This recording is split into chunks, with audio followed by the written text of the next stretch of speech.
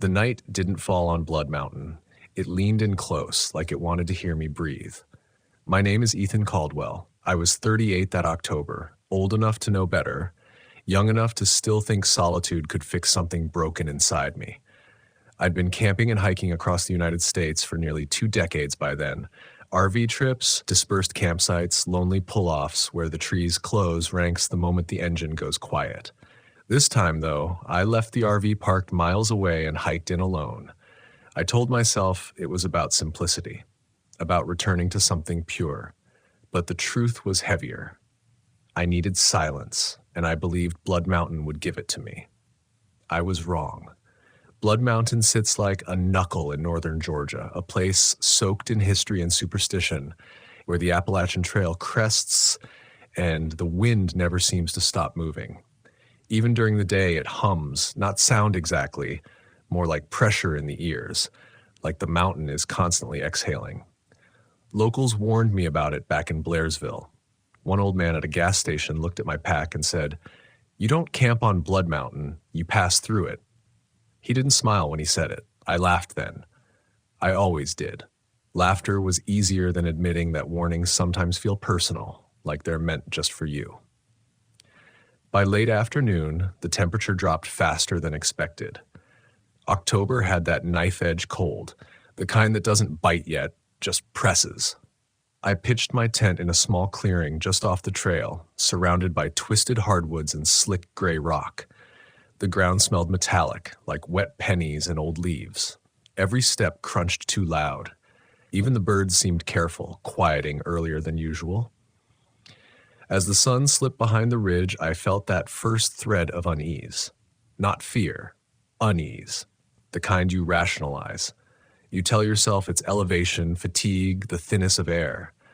I cooked a simple meal, forced myself to eat, then sat with my back against a boulder, watching the light drain out of the trees. That's when I noticed the silence wasn't complete. There was a sound threading through it, soft, intermittent, almost playful, whistling. At first I smiled. Another hiker, maybe. Someone down the trail, killing time before dark. The melody was simple, 3 notes repeated with long pauses between them. It echoed oddly, bouncing off rock faces, hard to place. I called out, a casual greeting, my voice too loud in the thinning air. "Evening!" The whistling stopped. That should have been the end of it. Sounds travel strangely in the mountains. People come and go, but the quiet that followed wasn't normal quiet. It was expectant, like something had leaned closer when I spoke. I packed away my stove, zipped my jacket, and crawled into the tent as night fully settled. The temperature dropped again. The nylon walls breathed with the wind, flexing in and out, carrying the smell of damp earth. I lay on my back, headlamp off, eyes open, counting my breaths. Then, at exactly 2:17 a.m., the whistling started again. Closer, the same 3 notes, clearer now, the pauses more deliberate, not cheerful, not casual. It sounded intentional, like someone testing acoustics. I told myself it was an owl. I'd heard owls mimic strange sounds before. I clung to that explanation the way a drowning man clings to driftwood. The whistle shifted position, not abruptly, slowly, circling. I sat up, heart tapping harder now, and pressed my ear to the tent wall. The fabric was cold against my cheek. I could hear footsteps, faint but unmistakable, crunching leaves with a careful cadence. Too careful. Whoever or whatever was out there knew how sound carried at night. "Hey," I called, trying for steady, my voice cracking anyway. "Trail's that way." The whistling stopped again, then it resumed behind me. My mind raced through explanations, each one thinner than the last. Another camper messing around, a prank, someone lost. But the rhythm never changed. 3 notes, pause. 3 notes, like a signal, like a code. I reached for my knife, the familiar weight grounding me, and listened as the steps came closer. The smell reached me before anything else, a sharp, sour tang, like sweat soaked into old leather. It seeped through the tent walls, mixing with pine and damp soil. My stomach clenched. The whistling came right outside my tent, so close I could feel the vibration of it through the ground. I froze. Every instinct screamed at me to stay silent, to disappear into the dark. The melody slowed, stretched, as if whoever was whistling was listening for my reaction. My chest ached from holding my breath. Then something brushed the side of the tent. Not a grab, not a tear, just a light drag along the fabric, fingertips, or something like them, testing the boundary between us. The nylon whispered under the touch, and I bit down hard to keep from making a sound. I thought about my RV parked miles away, about the comfort of metal walls and locked doors. I thought about how arrogant I'd been, believing isolation was a cure instead of a risk. My instincts begged me to run, but my legs refused, heavy as stone. The whistling resumed, farther off now, moving again. Slow. Patient. It made a full circle around my campsite, the sound never breaking, never rushing. Whoever it was didn't want me to sleep. They wanted me to listen. Hours stretched. My muscles cramped. My mind spiraled between panic and denial. I told myself dawn would fix this. Dawn always did. People leave. Animals retreat. Light brings logic back. Sometime before morning, exhaustion dragged me under despite myself. I dreamed of standing in the middle of the clearing, unable to turn, while unseen mouths whistled from the trees. When I woke, the world was gray and still. The mountain exhaled. I unzipped the tent slowly, bracing myself for whatever waited outside. The clearing looked ordinary, empty, quiet, washed in pale light. For a moment, relief flooded me so hard my knees weakened. Then I looked down. Boot prints ringed my campsite in a perfect circle, pressed deep into the damp earth. They were all facing inward. I followed them with my eyes, heart hammering, searching for the place where they broke away, where the person who made them had left. There were no tracks leading out, only the circle, only me in the center, and the faint echo of 3 notes still hanging in the cold morning air. I stood there longer than made sense, staring at those boot prints as if they might rearrange themselves into something logical if I gave them time. The ground was soft from the night's moisture, every tread mark clean and undeniable. Whoever circled my tent hadn't been floating. They hadn't vanished. They'd stood there, weight and intention pressing down, close enough to hear me breathe, and then they were simply gone. I forced myself to move. Standing still felt dangerous now, like the mountain might notice my hesitation and close in again. I stepped carefully, placing my boots inside the existing prints at first, some instinctual attempt to reduce my own presence, to not add new information to whatever had been watching me. The smell was still there too, faint but lingering, clinging to the air like a memory that refused to fade. I packed in silence. No music, no muttering to myself. Every sound felt amplified, like a confession. My hands shook as I rolled my sleeping bag, as if the cold had reached into my bones and decided to stay. I kept expecting the whistling to start again, those 3 notes slipping between trees, but the mountain held its breath. That silence scared me more. By the time my pack was on my shoulders, the light had strengthened enough to reveal more detail, and I wished it hadn't. A few of the prints were scuffed, like the person had shifted their weight back and forth. Waiting. One print, just behind where my head had been in the tent, sank deeper than the rest. Whoever stood there had lingered. I left the campsite without breakfast. The trail down from Blood Mountain is rocky and steep, a place where you need to watch your footing even on a good day. That morning, my balance felt off, like my body and my thoughts were slightly out of sync. Every snap of a twig sent a jolt through me. Every gust of wind felt targeted, purposeful, as if the mountain was whispering just below the range of comprehension. I kept replaying the night in my head, trying to poke holes in it. Maybe multiple people? A group messing around? But the prints were uniform. Same boot, same tread. No overlap, no exits. I hated how my mind kept circling back to that last detail, like it was a loose tooth I couldn't stop worrying with my tongue. About an hour down the trail, I ran into another hiker, a man in his early 20s, earbuds in, moving fast and light like the mountain was nothing more than a gym obstacle. Relief hit me so hard I almost laughed. I slowed, let him catch up, desperate for the grounding presence of another human being. "Hey," I said, too quickly, "you camp up near the summit last night?" He pulled out an earbud, gave me a puzzled look. Nah. Slept at Neil's Gap. Why? I hesitated, then shrugged, the truth suddenly feeling too strange to say out loud. Thought I heard someone whistling up there. His expression shifted, not disbelief, but something closer to caution. Yeah, he said slowly. People say they hear stuff up there. Wind, mostly. People say. He popped his earbud back in and moved on, his footsteps fading until I was alone again. The encounter should have helped. Instead, it left me colder. He hadn't laughed. He hadn't dismissed it. He'd accepted it the way locals accept bad weather. Unpleasant, unavoidable. The rest of the hike blurred together. I made it back to my RV by early afternoon, my legs aching, my nerves shot. The vehicle felt impossibly solid when I unlocked it, metal and glass separating me from the woods. I drove without stopping, rolling down the mountain with the radio on low, static filling the spaces where my thoughts wanted to go. I told myself I'd forget it. Stories lose their power when you starve them of attention. That was always my strategy. Acknowledge, move on, don't dig. For a while it worked. Weeks passed, then months. Blood Mountain faded into something I'd bring up occasionally, a strange night, a cautionary tale. But sometimes late at night, when the world was quiet enough, I'd hear it again. Not clearly, not fully formed. 3 notes, just at the edge of hearing. I blamed memory. Stress, the way fear can echo long after the danger's gone, until the smell came back. It happened at a rest stop in Tennessee, of all places.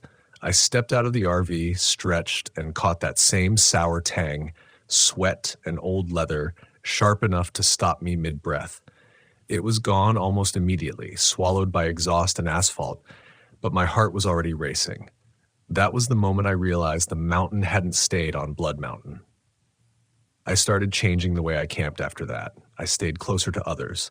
I trusted my instincts more, packed up at the first hint of unease instead of rationalizing it away. I learned that solitude isn't the same thing as safety, and silence isn't always peace.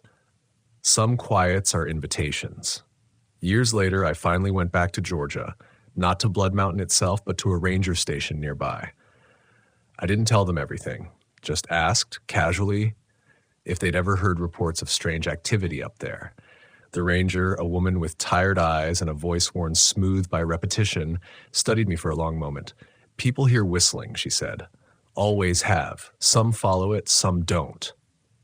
And the ones who do? I asked. She didn't answer right away. When she did, her voice dropped. They don't usually file reports. I nodded, thanked her, and left. I haven't camped alone since. Not truly alone. There's always a part of me listening now, measuring the spaces between sounds, counting patterns. Fear didn't make me weaker. It sharpened me. Taught me that the wilderness doesn't owe us anything, not even clarity. Sometimes, when the wind hits just right and the trees line up into long, dark corridors, I think about that circle of prints, about standing in the center of something I didn't understand, convinced that daylight would explain it all. It didn't. Some things don't want to be explained. They just want to be acknowledged and avoided. Because once you hear the whistle, once it learns the sound of your breathing, the mountain never really forgets you.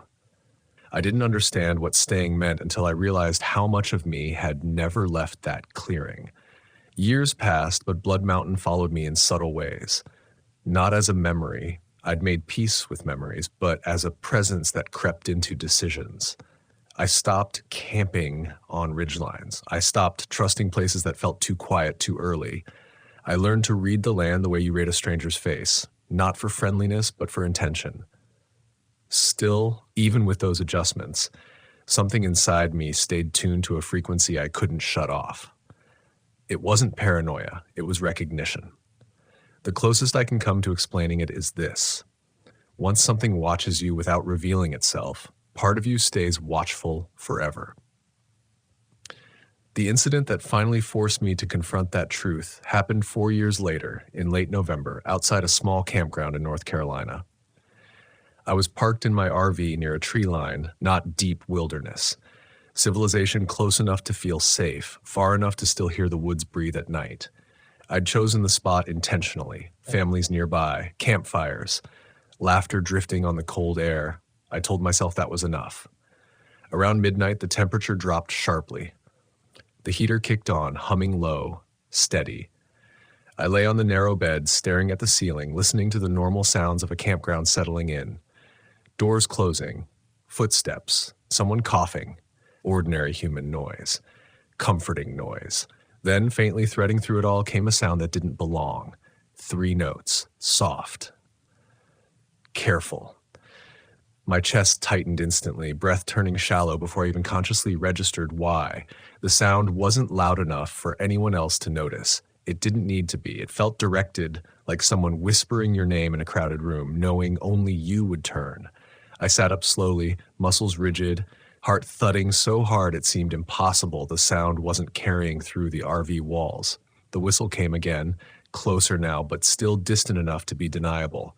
I pressed my forehead to the cool glass of the window and looked out. Nothing moved. The trees stood dark and close together, their branches interlocked like fingers. A fire popped somewhere nearby. Someone laughed, then went quiet.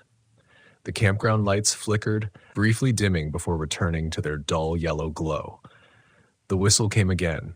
This time I recognized the rhythm completely, not just the notes, but the pause between them. The waiting. Whoever was making that sound understood patience better than fear. They knew fear burns hot and fast. Patience lasts. I didn't open the door. I didn't call out. I did what I should have done years earlier on Blood Mountain. I listened. The sound shifted position, not circling this time, but drifting, testing distance, gauging reaction. I stayed still, barely breathing, every sense tuned outward. The smell reached me through the cracked window next. That same sharp tang. Sweat. Old leather. Memory turned physical. I closed the window without a sound. The whistle stopped. Minutes passed. Then more. The heater cycled. My pulse slowly began to ease. Logic creeping back in, trying to reclaim ground. I told myself it could be coincidence. Someone else. Wind and imagination colliding in the dark. Then something brushed the side of the RV. Metal this time, not fabric. A light scrape, almost curious, sending a vibration through the frame. My skin prickled. I slid my hand down to the keys, ready to turn the engine over, to flood the night with headlights and noise and motion. Another scrape. Longer. And then, impossibly, a soft knock. Not a bang. Not a demand. A polite, deliberate knock, right beside the door. I understood then what I hadn't on Blood Mountain. The whistling wasn't meant to scare. It was meant to locate, to see who noticed, who listened, who dismissed it as nothing and stayed. I didn't move. The knock came again, a little firmer this time. I pictured the circle of boot prints, the inward-facing attention, the waiting. My fear sharpened into something cleaner, resolve, edged with anger at myself for needing this lesson twice. I turned the key. The engine roared to life, headlights snapping on, flooding the tree line with harsh white light. Shadows leapt and scattered. The knock stopped instantly. I threw the RV into gear and pulled forward without looking back. Gravel spraying, heart hammering. I drove until dawn. When I finally stopped, hands aching from gripping the wheel, the world felt different. Not safer, but clearer. I sat there, engine ticking as it cooled, and let the adrenaline drain away. Some people chase fear for the thrill. I'd learned something quieter, something heavier. Fear is information. It's the oldest sense we have, older than language, older than reason. And when you ignore it long enough, something else steps in to remind you why it exists. I don't tell this story to make the wilderness feel hostile. I still love the road. I still love campgrounds and mornings where the fog lifts slow and gentle. But I've stopped pretending the wild is a backdrop for my healing. It isn't there to fix us. It's there to be itself, indifferent, ancient, watching. Blood Mountain taught me that some places don't want company, some sounds aren't meant to be answered, and some warnings don't come in words, they come in 3 notes. If you hear them, don't wait for proof. Don't wait for daylight to explain it away. Pack up. Move on. Trust the part of you that feels the shift before your mind catches up, because the mountain doesn't chase everyone. It only follows the ones who stay. The fog didn't arrive quietly. It erased the world while I was still standing in it. My name is Evan Calder. I was 36 that spring, and I'd driven my old Volkswagen camper, faded blue paint, rust along the wheel wells, into the Great Smoky Mountains with the confidence of someone who had been camping his entire adult life and believed experience could substitute for humility. The van smelled like pine sap, old vinyl, and coffee grounds soaked into the carpet over years of road miles. I trusted that smell. It meant safety to me, familiarity, control. That morning, control slipped away before the sun had a chance to rise. I remember waking inside the van just before dawn, condensation crawling down the windows like something alive. The temperature had dropped hard overnight, the kind of mountain cold that sneaks in through metal and bone alike. I could hear my own breathing echo inside the cramped space, slow and heavy, the sound of sleep still clinging to my chest. Outside, the forest was silent in a way that felt deliberate. No birds, no wind, no distant road noise. Just nothing, as if the woods were holding their breath. I told myself it was normal. Early mornings in the Smokies often were. My cousin Luke was already awake. He sat on the edge of the pull-out bed tying his boots, his movements careful, quiet. Luke was 32, ex-Army, the kind of guy who noticed exits without thinking about it. He had agreed to join me on this trip because I'd been insisting for years that the mountains help me reset. I didn't tell him the real reason I needed this trip. That after a bad winter, sleepless nights, and a creeping sense that I was losing my grip on stillness, I needed to prove to myself that the woods hadn't changed, that I hadn't changed. We planned a short morning hike before breaking camp, a simple loop trail not far from where we'd parked the VW the night before, just enough to stretch our legs and breathe cold mountain air before heading back toward civilization. When I opened the van door, the fog spilled in like smoke. It wasn't drifting, it was waiting. Thick, white, sound-dampening fog that swallowed the trees 10 feet from us and turned the forest into a corridor of half-formed shapes. Moisture clung to my beard instantly, cold and gritty on my tongue. The smell hit next. Wet earth, decaying leaves, something metallic underneath it all. Not blood. Something older, mineral, like rocks split open. Luke paused beside me. "This is heavier than forecast," he said, voice low. I nodded, already rationalizing. Mountain weather shifts fast. We'd be fine. The trailhead sign was barely visible, letters bleeding into the fog as if dissolving. We clicked on our headlamps even though the sky had begun to lighten.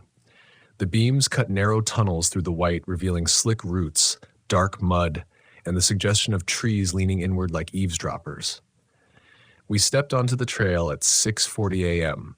For the first half mile, everything felt normal. Too normal, in hindsight. The forest floor muffled our footsteps, each step swallowed by damp soil. The fog muted distance, turning even our own movements into something uncertain. I could hear Luke's boots behind me, steady and controlled, a rhythm I trusted. Occasionally a drop of water fell from above and landed on my neck, cold enough to make me flinch. Then I heard breathing that didn't belong to either of us. At first, I dismissed it immediately. The woods are full of sounds that imitate life, wind through hollows, animals moving unseen, your own pulse echoing in your ears. I told myself it was nothing more than my imagination filling the silence, but the sound stayed. It was slow, heavy, wet at the edges, not panicked, not aggressive, just present, like someone walking behind us without trying to hide. I stopped. Luke stopped too. The fog pressed closer as if the pause had given it permission. The breathing stopped with us. I turned, sweeping my headlamp through the white, heart already beginning to accelerate. Nothing. Just trees dissolving into fog, branches appearing and disappearing like unfinished thoughts. "Probably a deer," I said, forcing a casual tone that didn't match the tightness in my chest.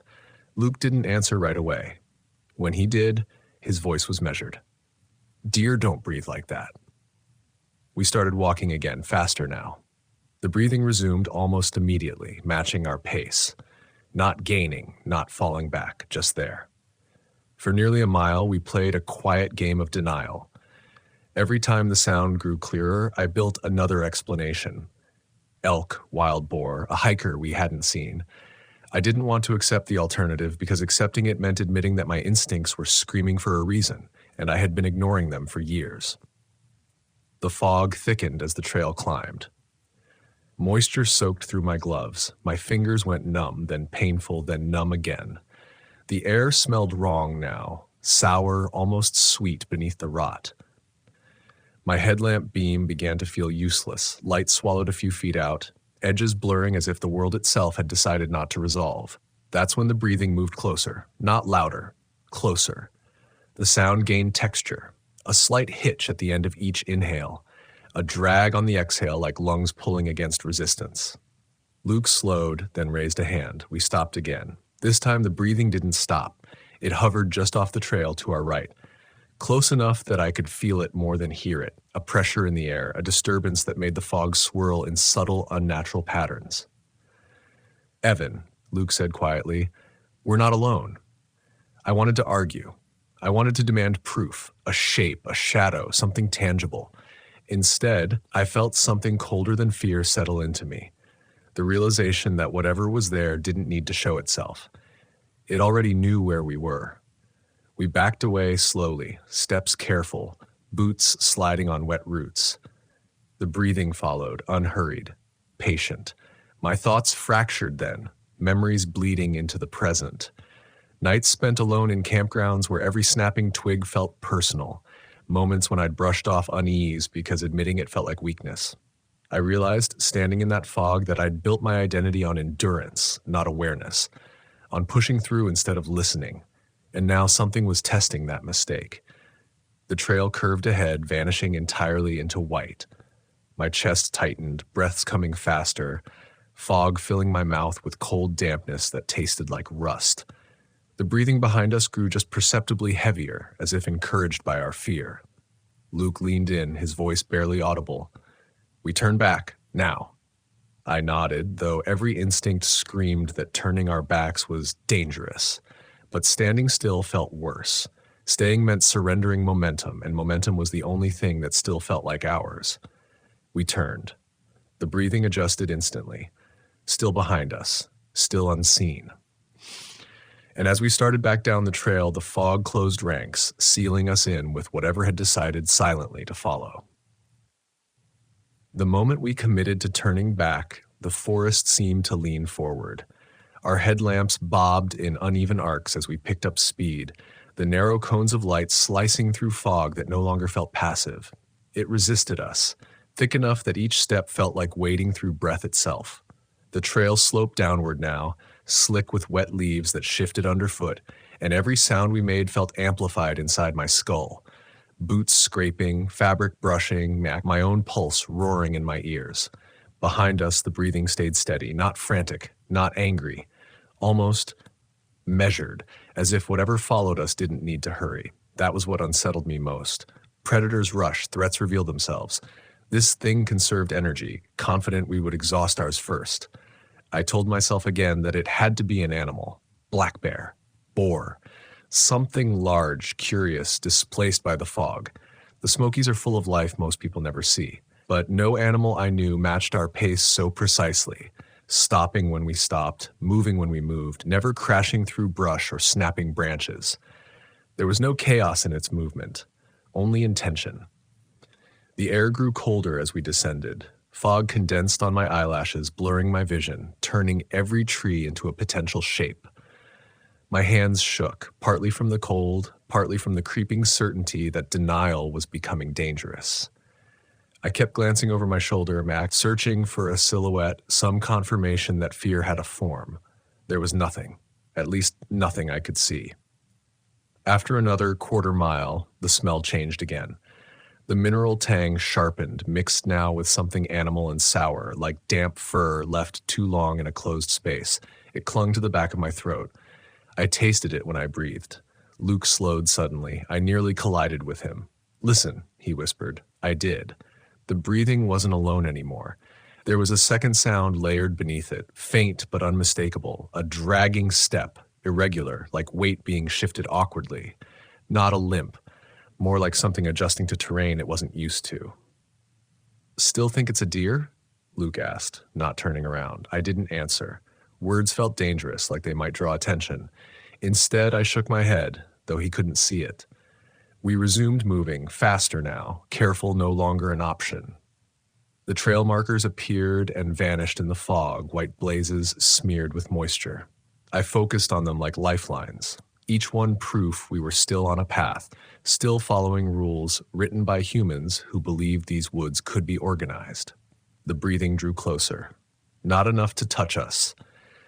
Just enough that I could feel it in my spine, a low vibration that set my nerves on edge.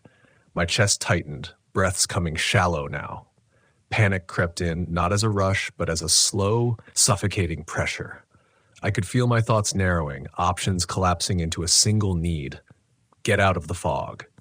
Then the sound changed. The breathing stuttered, hitched, then released in a long exhale that carried something almost like a voice. Not a word. Never a word, but a resonance that scraped along my mind, close enough to familiarity that my brain tried desperately to assign it meaning. Luke swore under his breath.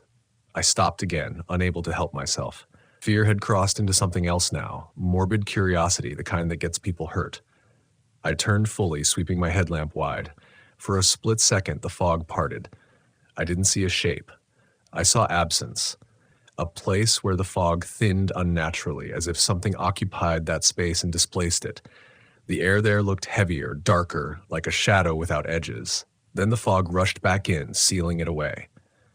My stomach dropped. Cold spread through me, deeper than the mountain air could account for. Did you see that? I asked. Luke nodded slowly. Yeah, that was enough. We broke into a run. Branches lashed at us as we moved off the neat center of the trail, boots slipping, lungs burning. The breathing surged, not faster but closer. Close enough now that I could hear moisture in it, a wetness that suggested depth and mass. The dragging sound became clearer, though this was punctuated by the occasional snap of wood that echoed too sharply in the muffled world. My thoughts fragmented. Images of the van flashed in my mind, the dented door, the familiar smell, the thin metal walls that suddenly felt like a fortress. I clung to the idea of it like a promise. If we could reach it, we'd be safe. I didn't question why I believed that. I needed to believe something. The trail straightened briefly, and through the fog I caught a glimpse of the parking area sign, a dark rectangle hovering like a mirage. Relief surged through me so fast it knocked me over. That's when the breathing moved to our left, parallel to us now, no longer content to follow. Luke grabbed my arm hard enough to hurt. It's cutting us off. Panic finally took hold then, full and undeniable. My chest constricted, breaths turning ragged. The fog felt thicker, heavier, pressing against my skin like damp fabric. The smell intensified, filling my nose until I gagged. We veered right, off the trail completely, crashing through undergrowth toward where I thought the parking lot should be. Logic dissolved into instinct. I stopped caring about direction, about injury, about anything except forward motion. The breathing flared, louder now, closer than it had ever been. I felt it then, not as touch, but as presence. A pressure at my back, a weight in the air that made my muscles tense as if bracing for impact. My mind screamed at my body to move faster, but my legs felt heavy, unresponsive, trapped in wet ground that sucked at my boots. Luke shouted something I couldn't hear over the roar in my ears. And then, just as suddenly as it had escalated, the sound cut out. Silence crashed down around us, so abrupt it made my head ring. We skidded to a stop at the edge of the parking area, the asphalt slick with moisture, our headlamps reflecting off the side of my Volkswagen van like a beacon. I spun around, heart hammering, expecting, needing to see something emerge from the fog. Nothing did. The fog thinned slightly near the open space, reluctant to cross the boundary of asphalt. Trees loomed beyond, indistinct and watching, but whatever had followed us remained hidden within them. We stood there, gasping, shaking, the smell of wet metal and oil from the van cutting through the forest's rot. Luke unlocked the door with trembling hands. "Get in," he said. We didn't look back again.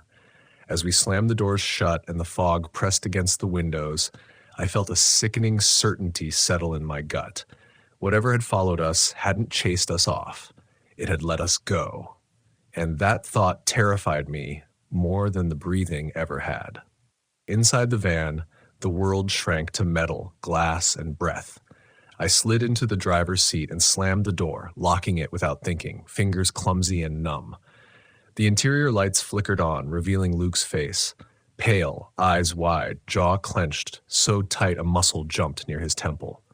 The fog pressed against the windows immediately, blooming outward like something alive, smearing our reflections until we looked distorted, unfinished.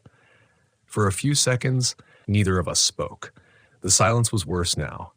Outside, the forest had gone completely still again, as if nothing had happened.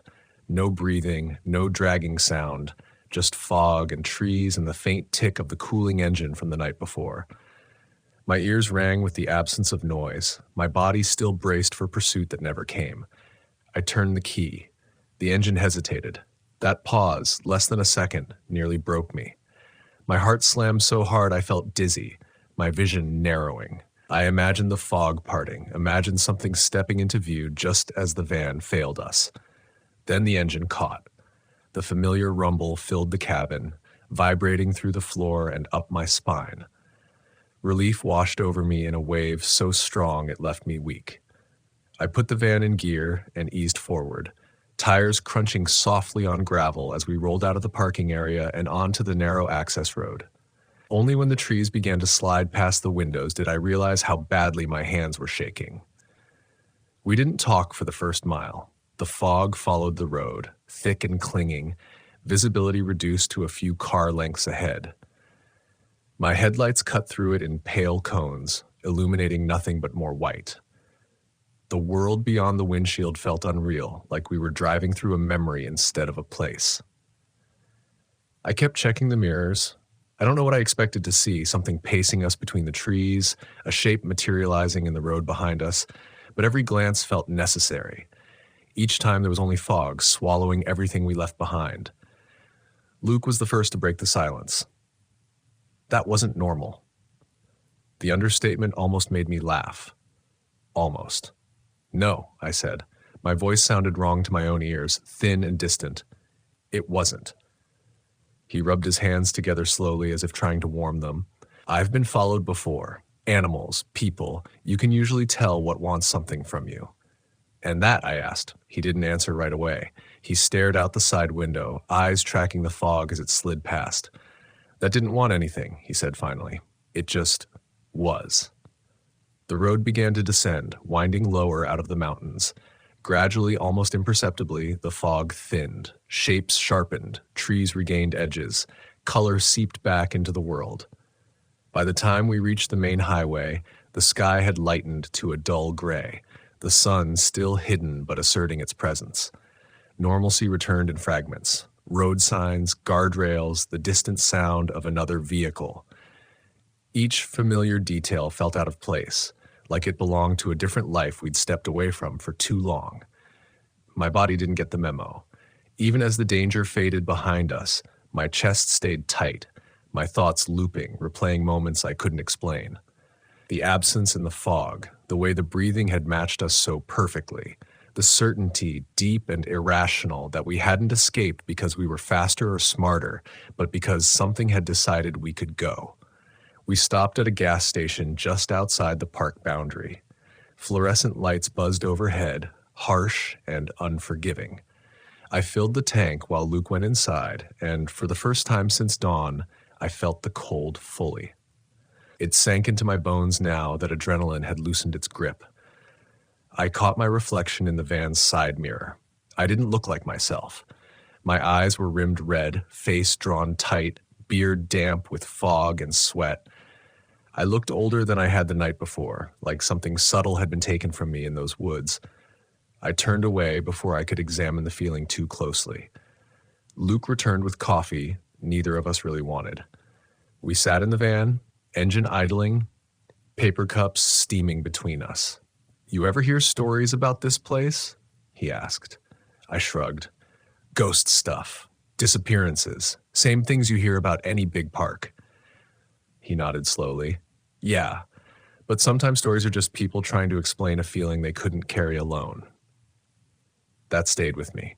We drove the rest of the morning in uneasy quiet, the mountains receding in the mirrors. The farther we got, the more I expected the tension to ease, but it didn't. It followed us like a residual echo, a low-level alert humming beneath my thoughts. By the time we reached a small town for breakfast, the sun had finally burned through the clouds.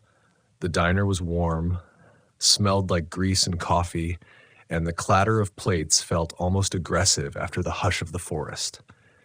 People laughed at the counter. A radio played softly near the kitchen. I should have felt safe.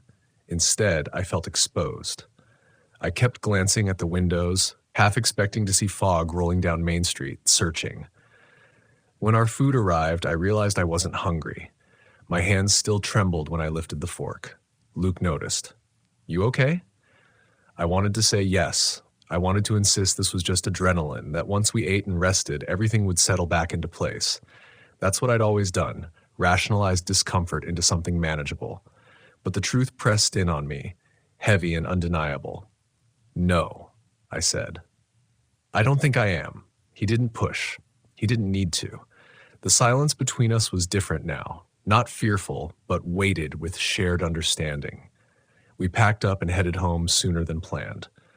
I didn't suggest another campground. I didn't even suggest stopping to sightsee.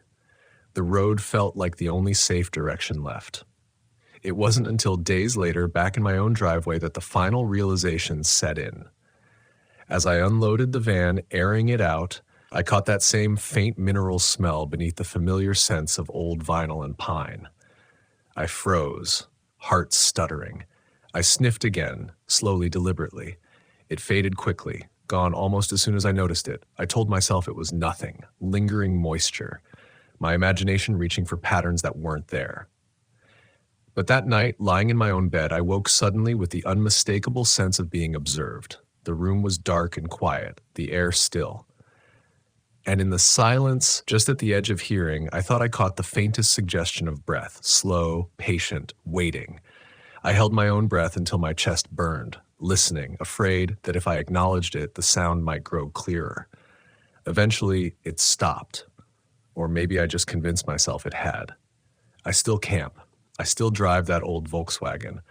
But I don't chase fog anymore. I don't dismiss unease. And when the woods go quiet in a way that feels intentional, I leave. Because some things don't need to follow you forever to change you. They only need one morning, one trail, and the patience to walk just out of sight. For a long time after the Smokies, I told myself the fear would fade on its own. That's what I'd always believed about fear, that it was a response, not a companion, something that flared up, burned hot, then disappeared once the threat passed. I went back to work, answered emails, paid bills, smiled at neighbors. I slept, more or less. I did all the things a person does to prove life is still normal. But normal never quite fit again. It started with sound. At night, when the house settled and the world outside grew quiet, I became acutely aware of my own breathing. Every inhale felt too loud. Every exhale too slow. I would catch myself listening for a second rhythm, something slightly out of sync with mine. The absence of that sound never brought relief, only anticipation, like silence holding a place open. I avoided fog instinctively. Morning drives were rerouted, weekend hikes postponed. When mist rolled in unexpectedly, my chest tightened before my mind could catch up. I told myself it was trauma, adrenaline memory, the body being dramatic long after danger had passed. Luke checked in often. He was quieter about it, but I could tell it lingered with him too. We never talked about the thing directly. We didn't give it a name. Naming felt like permission. A month later, I tried to camp again. Not the Smokies. Somewhere familiar. A small, well-maintained campground near a lake I'd visited dozens of times. Open sight lines. Other campers nearby. Rules. Predictability. I convinced myself that this was how I'd take control back, not by retreating, but by choosing safety on my own terms. The Volkswagen felt comforting as I drove, the hum of the engine steady beneath me. I told myself the smell inside meant home, that the van had carried me through worse than one strange morning in the fog. That first night went smoothly, campfire crackling, distant laughter from another site. wind moving through trees in a way that sounded natural, explainable. I slept lightly, but uninterrupted. It was the second night when the air changed. The temperature dropped faster than forecast, the kind of sudden chill that doesn't belong to the season. A thin mist crept in from the lake after sunset, hugging the ground. Not thick, nothing like the Smokies, but enough to soften edges, to blur distance just a little. I noticed the smell first, that same faint mineral tang buried beneath smoke and damp earth. Subtle enough that I could have missed it if I hadn't known it before. My stomach tightened, instinct flaring hot and immediate. I told myself no. I told myself smells travel, that my mind was reaching backward, dragging memory into the present. I stood, paced, forced myself to breathe evenly. The campground was still alive, voices, a radio playing softly, headlights passing on the nearby road. Nothing followed me here. That's what I told myself as I crawled into the van and shut the door. Sleep didn't come easily. The mist outside thickened, tapping gently against the windows as condensation formed. The van creaked softly as it cooled, metal contracting with familiar sounds I'd heard 100 times before. Then, somewhere in the night, I woke with that same sensation, the feeling of being accompanied. I lay still, eyes open in the dark, heart hammering. I listened past my own breath, past the subtle groans of the van, into the spaces between sounds. My body knew before my mind did, knew that something was wrong, and then I heard it. Not loud, not close. Breathing, slow, measured, just outside the van. I didn't move. I didn't even swallow. My thoughts raced, but my body felt pinned in place, fear pressing me into the mattress. The sound stayed steady, unbothered by my stillness. It wasn't trying to scare me. It wasn't trying to enter. It was reminding me. The smell seeped in next, faint but unmistakable, threading through the familiar scents of old vinyl and coffee grounds. My hands clenched into fists, nails biting into my palms. This wasn't pursuit. This was recognition. Minutes passed, or hours. Time lost meaning in that suspended moment. I waited for footsteps, for movement, for any escalation that would give me something to react to. Nothing came. Eventually, the breathing faded, dissolving into the ambient night sounds, until I couldn't tell where it ended and my imagination began. Dawn found me awake, exhausted, eyes burning, the mist gone as if it had never been there. I packed up at first light and left without breakfast. I don't camp alone anymore. I don't pretend instinct is something to overcome. I don't chase quiet just to prove I can survive it. The woods are still beautiful to me, but beauty doesn't mean safety, and silence doesn't mean absence. What followed us through the fog that morning in the Great Smoky Mountains didn't need to hurt us to leave a mark. It didn't need claws or teeth or a shape I could describe. It taught me something far more unsettling, that not all threats announce themselves, and not all warnings come with explanations. Some things walk beside you unseen. Some things let you go. And some things, once they know you, don't ever need to follow again. They just wait, and they listen to you breathe.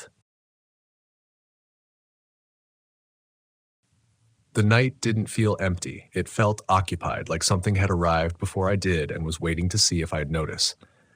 My name is Ethan Calder. I was 34 that summer, and I'd been living out of a faded green Volkswagen Vanagon long enough to trust silence more than crowds. I grew up in eastern Tennessee, the kind of place where you learn early that the woods aren't evil, but they're not forgiving either. I'd driven up toward Watauga Lake to clear my head after a string of sleepless months, telling myself I needed one quiet night near the Appalachian spine, one reset before heading west again.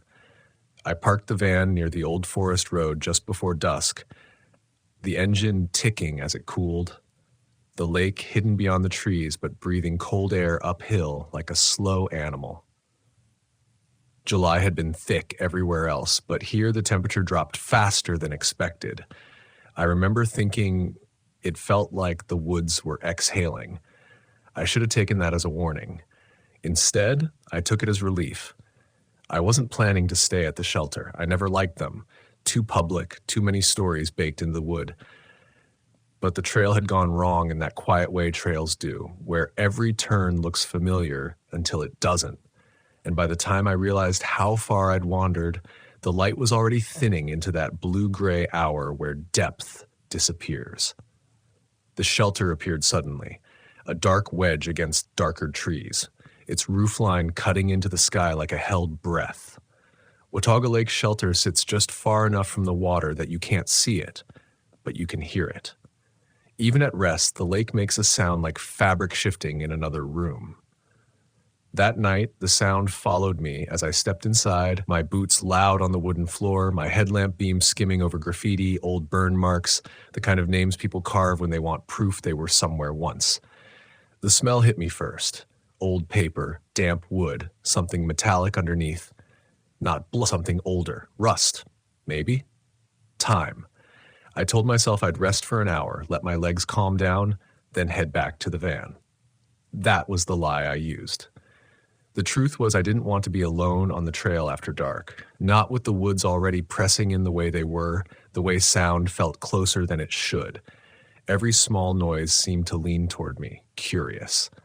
I dropped my pack on the bench and noticed the logbook sitting where it always does. Center shelf, plastic box cracked at the hinge. Most shelters have them. Most are boring. Notes about weather, jokes, warnings about bears that probably moved on years ago. This one was heavy.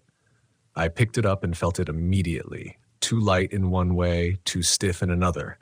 When I opened it, my headlamp caught bare cardboard where pages should have been. Torn out. Not neatly. Ripped. Dozens of pages gone, the binding chewed and frayed like someone had worked fast, angry, or scared. All except one. The remaining page lay flat in the middle, yellowed and thin, its edges darkened by fingerprints. Names filled the page, written in different hands, different inks layered over time. Some were careful, some rushed, some just first names, some full. What stopped me wasn't the names themselves, it was what had been done to them. Every single one was crossed out, red ink, pressed hard enough to scar the paper. Some lines neat, deliberate, others slashed so violently the page was nearly torn through. A few names had been crossed out more than once, as if whoever did it hadn't been satisfied the first time. I stood there longer than I should have, listening to the lake breathe, feeling that quiet unease start to gather behind my ribs. My first instinct was denial, someone's sick joke, maybe a ranger prank gone wrong, maybe kids. That's what I told myself. That's what I needed to believe. Then I noticed the dates. They weren't listed neatly, but they were there, scattered beside some of the names. Years apart. Decades. The earliest I could make out looked like the late 70s, the most recent, just weeks before my arrival. I checked the rest of the shelter, half expecting to see someone watching from the tree line, amused at my reaction. Nothing. Just forest. Just that constant, patient sound of water shifting in the dark. I put the logbook back slower than I'd picked it up, and that's when I realized how cold it had gotten. Not normal, night cold. This was different. The kind that seeps in through the floorboards, crawls up your spine, settles in your teeth. I zipped my jacket and felt stupid for it. July nights weren't supposed to feel like this. That was when I heard the knock. It wasn't loud. It wasn't dramatic. Just a single soft impact against the back wall of the shelter, like knuckles testing wood. I froze, every rational explanation colliding in my head at once. Branch, falling pine cone, animal. Then it happened again. Same spot, same pressure. Too controlled to be wind. I called out, my voice thinner than I wanted. Hello? The woods didn't answer, but the soundscape shifted. The lake seemed to pull back, like it was listening too. I waited, counting my breaths, feeling my heart start to argue with my brain. A third knock came, closer this time, not on the wall, but on the support beam beside the entrance. I could feel it through the floor, a vibration that traveled up my boots and into my legs. That's when denial started to crack. That's when the fear stopped being abstract. I grabbed my pack, slung it over my shoulder, and stepped outside. The darkness was immediate and total. My headlamp cut a narrow tunnel through it, illuminating trunks too close together, shadows stacked behind shadows. The smell of the lake was stronger now, sharp and cold. I swept the beam left, right. Nothing. Then I saw the footprints. They weren't fresh, but they weren't old either. Bare feet, pressed deep into the damp earth near the shelter's edge, leading away toward the water. Too many to belong to one person. Too erratic to be children. They overlapped, circled, doubled back on themselves like whoever made them hadn't known where to go or had been waiting. My chest tightened. I told myself not to overthink it. I told myself footprints don't mean intent. But the names in the logbook burned in my mind, red lines cutting through strangers who had stood where I was standing now. Another sound came from the trees, a low, breathy call that almost sounded like my name. Almost. That was when panic finally took hold, hot and sharp, overriding every plan I'd made. I turned back toward the trail, toward the van, toward the idea of safety, and that's when the knocking started again. Faster now, coming from inside the shelter. From the beam, from the walls, from everywhere at once. I didn't wait to understand it. I ran. And as my boots hit the trail, as branches whipped my arms and the forest closed in behind me, one thought looped in my head with terrifying clarity. Whatever crossed those names out didn't want witnesses, and I had already signed myself in. I didn't know how fast I was moving until my lungs started burning short, panicked bursts. The kind that scrape your throat raw and make every breath feel borrowed. The trail sloped downward toward where I'd left the Vanagon, but in the dark, it twisted into something unfamiliar. Every bend feeling deliberate, like the woods were reshaping themselves just out of sight. My headlamp bounced wildly, turning trees into lunging silhouettes and roots into traps waiting for my ankles. Somewhere behind me, the knocking stopped all at once. And that silence was worse than the sound had been, because silence means listening. I slowed despite myself, one hand braced against a tree, sweat cooling instantly on my back. The forest smelled wrong now, not just wet earth and pine, but something sour layered underneath, like stagnant water left too long in a closed container. The lake was closer, I could feel it in the air, but the trail markers were gone, or maybe I was just missing them. Panic does that. It narrows the world until all you can see is what's right in front of your face. I told myself to think. Think like someone who'd grown up here. Woods aren't predators, I repeated. People are. Animals follow patterns. Sounds have sources. A soft crunch answered me from the left. Not a branch snapping. Not the careless weight of a deer. This was measured. Deliberate. Like someone placing their foot carefully, testing the ground before committing. "Hey," I said again, louder this time, hating the tremor in my voice. "If someone's out here, I'm leaving. I don't want trouble." The words felt stupid the moment they left my mouth. The forest absorbed them without reaction. The sound swallowed whole. I took another step, then another, trying to convince my legs they still belonged to me. My headlamp caught a flash of movement near the ground. Something pale, gone before I could focus. Bare feet. The denial finally collapsed under its own weight. This wasn't coincidence. This wasn't imagination. Whatever had been around the shelter was here too, moving with a patience that felt ancient, unhurried by my fear. That realization didn't make me faster. It made me careful, too careful. I turned the lamp off. Darkness rushed in, thick and absolute, but my eyes adjusted enough to make out shapes, the darker dark of tree trunks, the faint silver of open space where the trail dipped. I moved by memory and instinct, guided by the slope, by the pull of where I knew the van should be. Without the lamp, sound sharpened. Every breath felt loud. My heartbeat thudded in my ears like a countdown. Behind me, something exhaled. Not close enough to touch. Close enough to hear the moisture in it. I broke. I ran blind, arms up, crashing through brush, no longer caring about noise or direction. The trail spat me out onto the gravel road in a rush, my boots skidding as I nearly fell. Relief hit hard and fast, and then stalled when I saw the empty space where my van should have been. For a split second, my mind tried to rewrite reality. Wrong turnout. Wrong road. Then my headlamp flicked back on, illuminating the tire tracks I recognized, the oil stain I'd leaked last spring. The Vanagon was there, but something was wrong. The side door was open. I hadn't left it that way. I approached slowly, every step dragging against a rising dread that settled low in my gut. The interior light glowed weakly, casting just enough illumination to show that nothing was missing, and that was worse. My bag was still on the bench, my maps untouched, but the air inside felt disturbed, like someone had stood there recently, breathing, waiting. On the dashboard, right above the cracked speedometer, lay a single sheet of paper, the logbook page. My hands shook as I picked it up, the red ink looking darker now, almost brown in the van's dim light. At the bottom of the page, beneath the last crossed-out name, a new line had been added. Ethan C. Not crossed out. Yet. The sound that followed wasn't a knock this time, it was a scrape. Fingertips dragging slowly along the van's exterior, moving from the back panel toward the open door. I slammed it shut, locking it with a force that made the whole vehicle shudder. The scrape paused, then continued, slower now, more deliberate, circling. I slid into the driver's seat, keys already in my hand, my foot shaking as I pressed the clutch. The engine coughed once, twice, refusing me in the most critical moment.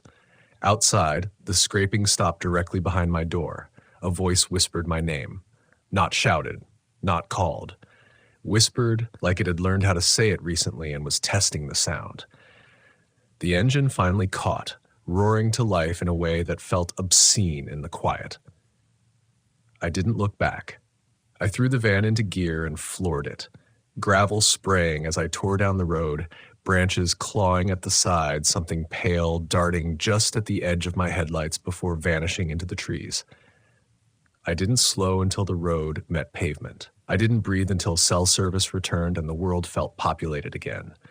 I drove until dawn, hands numb on the wheel, replaying the night in fragments that refused to line up cleanly. I reported the shelter the next day. Rangers nodded, took notes, thanked me. They said the logbook had been vandalized before. They said hikers exaggerate. They said stress makes people see patterns where none exist. They didn't explain how the page got into my locked van. I sold the Vanagon 2 months later. I stopped staying at shelters entirely, and sometimes years after I still wake up certain I hear a knock. Not on my door, but on the inside of my chest, steady and patient, waiting for the moment my name gets crossed out too. The shelter with no names. I didn't sleep for 2 days after that night. Not real sleep. Just brief, feverish collapses where my mind replayed fragments out of order. Red ink bleeding through paper, bare feet pressing into wet earth, the way my name sounded when it wasn't spoken by a mouth. I drove aimlessly through towns I barely registered, stopping only when exhaustion became dangerous. By the time I finally pulled over at a roadside motel outside Boone, the sun was already setting again, and the idea of darkness made my skin crawl. I told myself I'd leave in the morning, head west, put North Carolina behind me like a bad chapter, but fear has a way of anchoring you to the thing you're running from. I couldn't stop thinking about that shelter, not just what happened there, but why.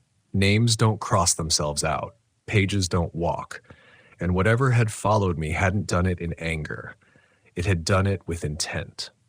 That's what stayed with me. The next morning, against every instinct screaming in protest, I went to the county records office, not because I wanted answers, but because I couldn't stand not knowing. I didn't mention the knocking. I didn't mention the page in my van. I asked simple questions, old questions, about Watauga Lake Shelter, about disappearances that never quite made the news. The clerk was an older woman with tired eyes and a voice that had learned how to flatten emotion. She paused longer than necessary when I gave her the location. Her fingers hovered over the keyboard, then moved with quiet reluctance. "People go missing in the mountains," she said, not looking at me. "Always have." I nodded. "I know. I grew up here." That earned me a glance, a measuring one. She leaned closer, lowering her voice. "That shelter, it's been rebuilt twice. Fire once, collapse the other, both times after reports of disturbances." "Disturbances," I repeated. She hesitated, then slid a thin folder across the counter. Inside were photocopies, incident reports, ranger notes, handwritten margins bleeding into official language. Hikers who claimed to hear their names called at night. Campers who woke to find footprints circling their tents. A man who swore his logbook entry had been altered after he wrote it. Most were dismissed. Stress, exposure, isolation. One wasn't. A report from the early 80s described a group of hikers who'd stayed the night during a storm. One never left, no body, no blood. Just his name scratched out of the shelter logbook in something described as dark red ink, not consistent with pen. I felt cold again, that same floorboard deep chill from the shelter. What happened to the shelter after that? The clerk closed the folder. It stayed open. I left without thanking her. The drive back toward the lake felt heavier than the first time, like every mile added weight instead of distance. I don't know why I went. I tell myself it was to prove something, to reclaim control, maybe. But the truth is uglier. A part of me needed to know if my name was still there, if it had changed. I parked farther away this time, well before dusk, and hiked in with a resolve that felt brittle, ready to shatter. The woods looked ordinary in daylight, beautiful even. Birds called. Leaves shifted lazily. It made me angry. Places like that shouldn't get to pretend innocence. The shelter stood exactly as I'd left it. Inside, the air was warmer than I expected, stale but calm, no metallic smell, no immediate sense of pressure. I almost laughed at myself for being so tense. Almost. The logbook sat where it had before. My hands shook as I opened it. More pages were gone now, not just torn, removed. Cleanly this time. The remaining page lay alone again, but it was different. The red ink had faded slightly, like it had soaked deeper into the fibers. And at the bottom of the list, beneath my name, another had been added. A name I recognized. The Clerks. Crossed out. The sound came then. Not a knock, not a scrape, but a low, rhythmic tapping from beneath the floor. From the ground itself. The shelter creaked as if responding, boards flexing under a pressure that didn't match footsteps. The air thickened, heavy with that sour lake smell, and my ears popped like a storm was rolling in fast. That's when I understood. The shelter wasn't haunted, it was hungry. Not for flesh, for presence, for acknowledgement. Names weren't victims, they were offerings. A record of who had been noticed, who had stayed long enough to be known. Crossing them out wasn't erasure. It was completion. The tapping grew faster, syncing with my heartbeat. The names on the page seemed darker, the ink glistening as if freshly applied. I felt something brush against my ankle, cold, dry skin where no skin should be. Panic surged, but it came with clarity this time. I stepped back. "I'm leaving," I said, my voice steady despite everything inside me screaming. "You don't get to keep me." The tapping stopped. The pressure eased, just enough. I backed out of the shelter slowly, never turning my back, every instinct warning me not to run, not to break whatever fragile boundary I just found. The woods watched in silence, the lake holding its breath. Only when I reached the trail did I turn and walk away, each step deliberate, claimed. I didn't look back. They closed the shelter a year later. Officially for maintenance. Unofficially, people stopped writing their names there. And maybe that was enough. Maybe places like that only have power if we give them a way to remember us. I still camp, still drive long roads, still believe the wild is worth the risk. But I never write my name down anymore, because some shelters don't forget, and some don't need to cross your name out to know you were there. I learned that night that silence can recognize you before sound ever does. My name is Elliot Graves. I was 38 years old then, a mechanical inspector from Ohio, the kind of man who trusted maps more than people and routine more than luck. I'd been living out of my Volkswagen camper for 6 months, drifting campground to campground, trailhead to trailhead, trying to grind something smooth inside me that never quite healed after my divorce. The road gave me structure without questions. Campgrounds didn't ask why I stayed alone. Forests didn't care who I used to be. Harper's Ferry was supposed to be a pause, not a destination. I parked the van at the edge of a small gravel lot just off the trail system, nose angled toward the trees like a dog ready to bolt. September had already sharpened the air, not cold yet, just honest. The kind of night where your breath doesn't fog, but you feel it leave you. By 8:45 p.m., the campground had folded in on itself. Lanterns out, campfires dying into red eyes. The river below carried sound away so efficiently it felt like the land itself didn't want witnesses. I remember thinking how clean it all felt, how the dark didn't press yet, how it waited. I stepped out of the van with a headlamp and a thermos, planning a short walk down the trail. I'd learned over the months that if I didn't move a little at night, my thoughts would. Walking kept them from circling. The Appalachian Trail cut through Harper's Ferry like a quiet promise, and I'd been orbiting it for days, telling myself I didn't need to hike it, only touch it. The beam of my headlamp skimmed roots and stones, catching spiderwebs like silver wires. The forest smelled damp and mineral, old leaves and river water. Every step sounded louder than it should have. I told myself it was just the acoustics of trees packed close, trunks acting like walls. I told myself a lot of things that night. I walked for maybe 15 minutes before I noticed how still it had gotten. No insects, no frogs. Even the river seemed to hush itself. That kind of quiet always arrives without warning, like you've crossed an invisible line. My shoulders tightened before my mind did. I stopped, turned slowly in a half circle. The beam of the lamp shook just enough to irritate me. I took it off my head and held it steady in my hand, aiming deeper into the trees. Nothing moved, no eye shine, no rustle, just trunks layered into darkness. I almost turned back then. Almost. Instead, I heard footsteps, not close, not far, measured, unhurried. The sound of someone who knew exactly where they were going. They came from behind me, off the trail through brush that should have been loud. But it wasn't. Each step landed clean, like the ground had been expecting it. I told myself it was another hiker. Harper's Ferry saw plenty, even late.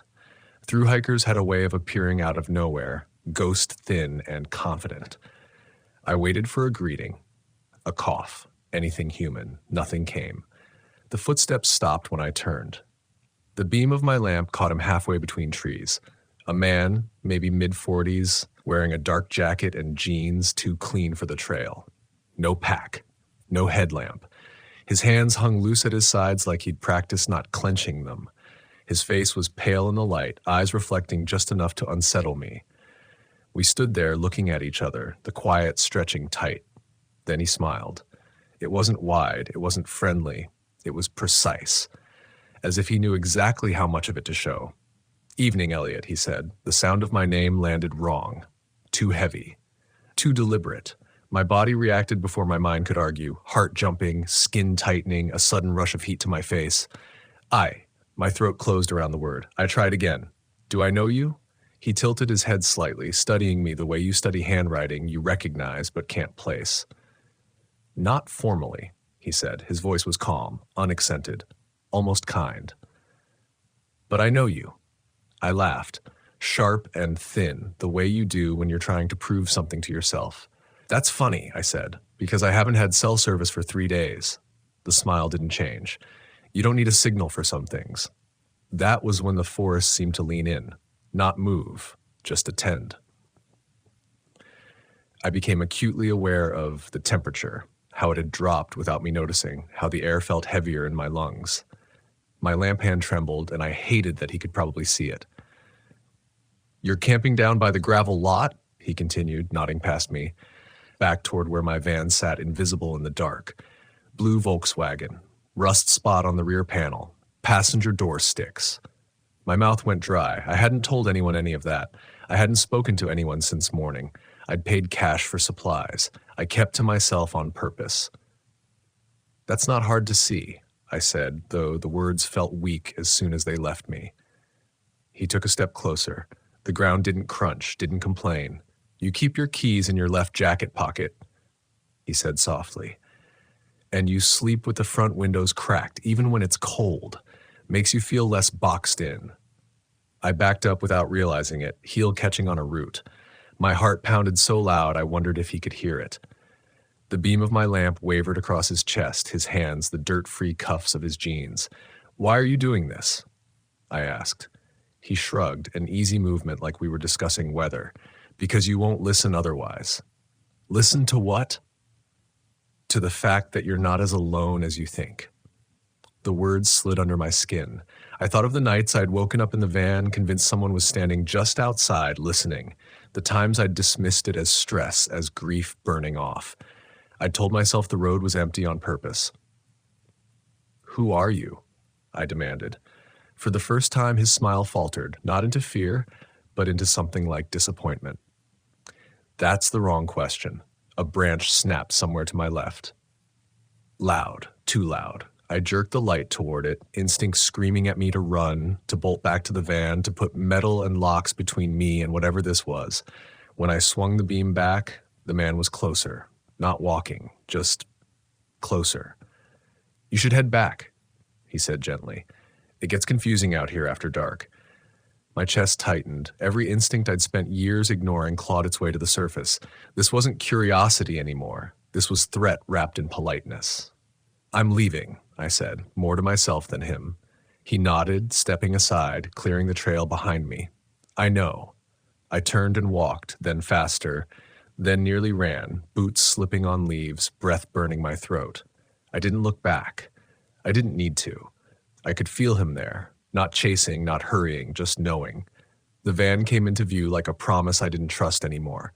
As I reached for the door handle, I heard his voice again, closer than it should have been. "Sleep light tonight, Elliot." The door slammed harder than I meant it to. Locks clicked.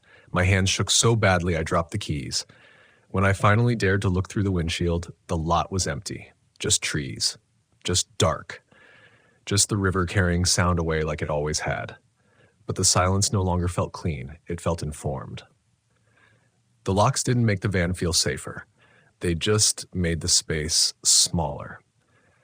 I sat in the driver's seat long after my hands stopped shaking, listening to the ticking of cooling metal and the distant river, pretending nothing had happened. The windows were still cracked, like he said. I reached forward and slid them shut, the sound sharp in the quiet, then immediately regretted it. The air inside thickened, carrying the faint smell of oil, old fabric, and my own sweat. The van felt less like shelter now and more like something sealed. I told myself to leave. Turn the key, drive until the road straightened my head out. But fear doesn't always push you forward. Sometimes it pins you in place, convincing you that movement is exactly what's being watched for. I checked the mirrors, empty. No headlights, no silhouettes between the trees, just darkness pressed up against glass. I climbed into the back and sat on the edge of the narrow bed, boots still on, listening.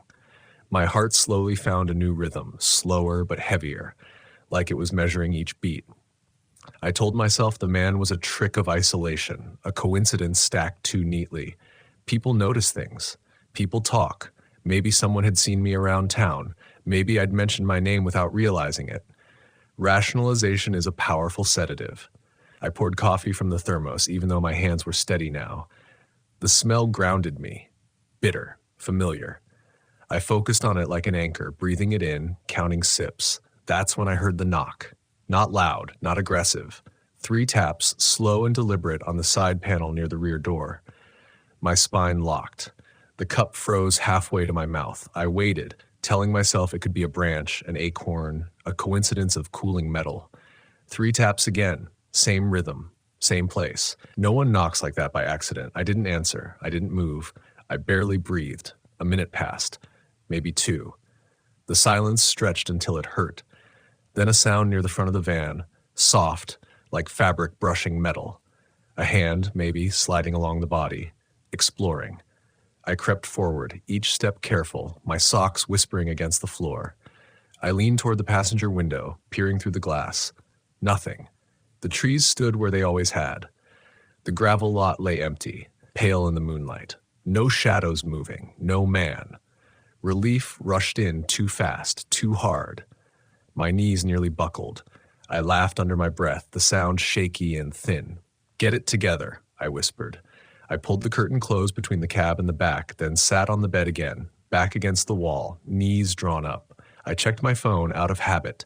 Still no service, no missed calls, no messages. Just the date glowing back at me, confirming time was still moving. That's when my phone vibrated. I stared at it, brain refusing to process what my eyes were seeing. The vibration wasn't a notification, no banner, No call, just the subtle hum in my hand, like a pulse. Then the screen lit up. A text message preview appeared from an unknown number. You left your window open earlier. My breath left me in a rush so sharp it felt like pain. I stared at the words, waiting for them to rearrange into something else. A prank, a glitch, anything. I opened the message. No signal bars, no Wi-Fi, just the text, sitting there, confident. My thumbs hovered over the screen, useless. Another message came through. You always do that when you think no one's around. My thoughts scattered. I felt exposed in a way I couldn't articulate, like my routines had been peeled open and examined. The way I parked, the way I slept, the way I moved through places assuming anonymity was protection. A third message appeared. I told you it gets confusing after dark. I dropped the phone like it burned. It landed face up on the bed, screen glowing, waiting. Something shifted outside the van. Not a step, a presence. A pressure change, like the air itself had decided to stand closer. Go away, I said aloud, my voice barely more than breath. Saying it made it real, and I wasn't sure I wanted that. The knock came again, this time on the rear door. Once, twice, then a pause. My chest tightened so hard I thought I might black out. I crawled forward and pressed my forehead against the cool metal wall, listening. Elliot, the man's voice said, right outside, close enough that I could hear the shape of his mouth around my name. I don't want to scare you. A laugh bubbled up in my throat, hysterical and sharp. I swallowed it down. You already have, I said, a beat. I know, he replied softly. That's why I'm still talking. I squeezed my eyes shut, trying to picture him, trying not to. The idea of his face inches from the door, expression calm, patient, made my stomach churn. How did you get my number? I asked. A pause. Then, you gave it to me. No, I didn't. Not like you're thinking, he said, but you're very generous with pieces of yourself. The words slid into me, cold and invasive. I thought of all the places I'd stayed, all the conversations I half remembered, all the times I'd assumed I was forgettable. What do you want? I asked. To make sure you leave in the morning, he said. My eyes snapped open. Why? Another pause, longer this time. When he spoke again, the calm had thinned, stretched just enough for something else to show through. Because people who stay too long start thinking the trail belongs to them. The rear door handle moved, not pulled, tested. I scrambled backward, heart hammering, grabbing the heavy flashlight from under the bed. I aimed it at the door, useless through metal, but it made me feel less empty-handed. Don't, I said. The handle stopped. Silence poured back in, thicker than before. I waited, muscles screaming, seconds stretching into something elastic and cruel. Finally, footsteps moved away from the van, slow, unhurried, each one deliberate, like punctuation. I didn't sleep. I sat with my back against the wall until the sky lightened from black to bruised blue, listening for every sound, flinching at each creak of cooling metal, every shift of wind through trees. The phone stayed dark, no more messages, no more knocks. At dawn, I started the engine with shaking hands. The van coughed, then roared to life, loud and defiant in the quiet morning. I didn't look around, I didn't check the trail, I drove. I didn't stop until the sun was fully up and the road was busy enough to convince me the night couldn't follow. I told myself it was over. I was wrong. Because when I finally pulled into a gas station an hour away, my phone buzzed again, this time with service bars fully lit. One new message. Good choice, Elliot. Not everyone listens. I deleted the message, deleted the number. I changed phones 2 weeks later. I stopped cracking my windows at night. I stopped staying near the Appalachian Trail altogether. But sometimes, when I'm parked somewhere quiet and the forest settles into that listening kind of stillness, I swear I can feel the land remembering me, and I wonder how many names it already knows. I didn't talk about what happened in Harper's Ferry for a long time, not because I couldn't find the words, but because the words felt like invitations. Saying his voice out loud, even describing the rhythm of those knocks, made my skin prickle the way it had that night, as if attention itself could travel. So I did what I'd always done. I kept moving. I drove west, then south, avoiding anything marked with a white blaze. I told myself I was being practical, not afraid. The road became wider, flatter. Campgrounds grew louder, more generators, more dogs, more people who stayed up late and didn't notice silence when it arrived. For a while that worked, but fear doesn't leave when you outrun it. It changes shape. It waits until you think you've won. The first sign wasn't visual, it was smell. One night in Kentucky, parked near a lake, I woke up convinced someone had opened the van door. The air felt wrong, cooler, carrying a damp, leafy scent that didn't belong inside metal and upholstery. My heart raced as I sat up, hand reaching for the flashlight. The door was locked, windows sealed, nothing disturbed. Still, the smell lingered. Wet earth, old leaves, the same mineral edge I'd noticed on the trail in Harper's Ferry. I told myself it was memory, trauma leaking into perception. I'd read enough about stress responses to recognize the pattern. Smells were powerful. The brain stitched them to fear. I drove away before dawn anyway. After that, it started happening more often, always subtle, always deniable. A reflection in a side mirror that didn't line up with movement. Footsteps pacing mine just outside the range of sound. My phone lighting up at night with no notification, screen blank but awake. The worst part wasn't panic anymore. It was suspicion. I stopped trusting my instincts because I couldn't tell if they were warning me or lying to protect me from something worse. Every campground became a test, every stranger a possibility. I watched people's mouths when they spoke, listening for familiarity in the way they shaped my name, even when they didn't say it. Months passed like that. Seasons changed. My beard grew longer. My routes became erratic, looping back on themselves like I was trying to confuse something following. That's when I found the journal. It happened in Western Virginia, not far from the Blue Ridge, in a small, nearly empty campground that hadn't seen much traffic since summer. I'd picked it because it felt forgettable. No history plaques, no trailheads, just trees, gravel, and a vault toilet that smelled like rust. I was reorganizing the van, trying to impose order on a space that had absorbed too much of my fear, when I noticed a thin notebook wedged behind the rear panel. Brown cover, water-stained, old enough that the edges curled. I didn't recognize it. That should have been enough to make me stop. Instead, I opened it. The first few pages were grocery lists, mileage notes, sketches of campsites, my handwriting but messier, younger. My stomach dropped as I flipped faster. Dates jumped out at me. Years ago. Places I knew I'd been. Places I'd forgotten. Then I saw it.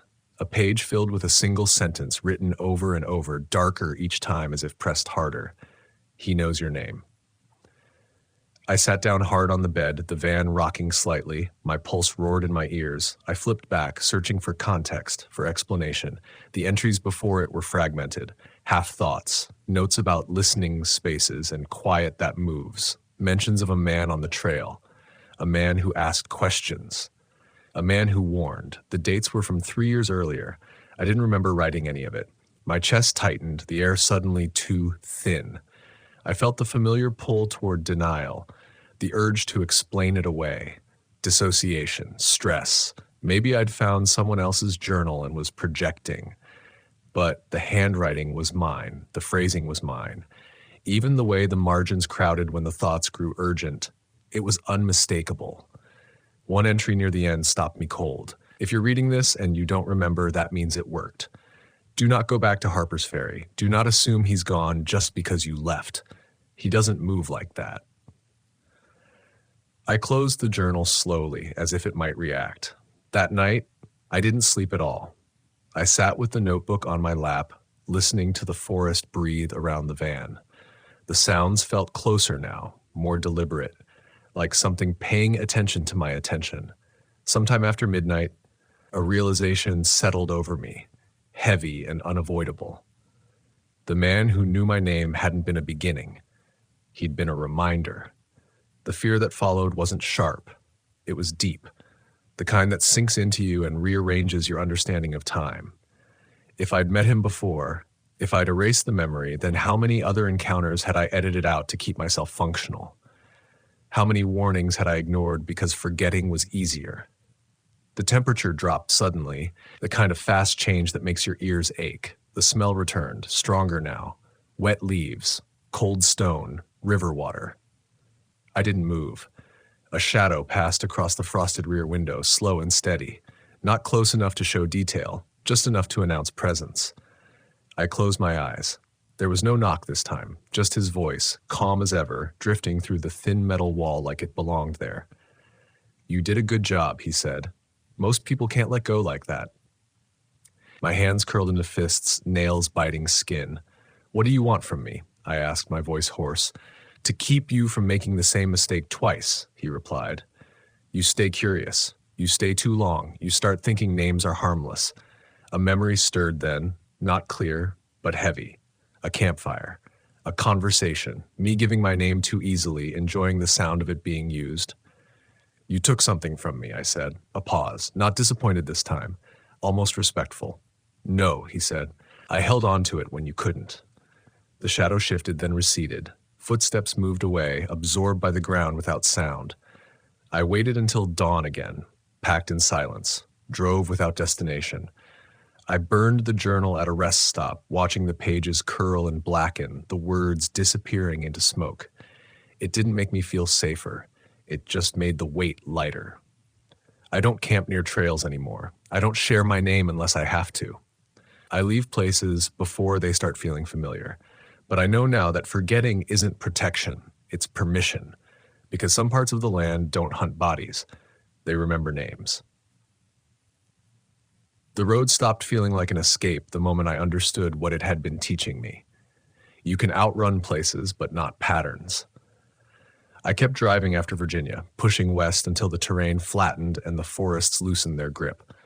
I told myself distance would dilute whatever thread connected me to that man, to the trail, to the quiet that listened back.